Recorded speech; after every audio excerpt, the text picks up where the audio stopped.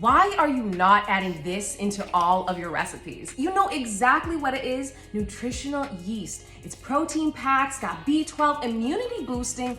Oh, and that flavor, that smell, that cheesiness is unlike anything else. So you're probably asking yourself, girl, what am I about to cook up with nutritional yeast? Well, the good news is you can add it to pastas, pizzas, popcorn, snacks, soups, salads, anything that you need to give it that nice savory goodness.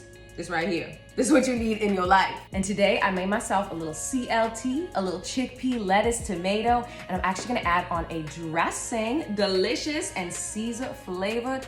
It's gonna have even more nutritional yeast up in there, y'all. Oh, I feel it's gonna be so good, y'all. Okay, this just became one of those salads that you make every single day, no matter what, okay? Y'all better dig in, y'all better enjoy. Get yourself some nutritional yeast, add it to your salad. Give me a bite.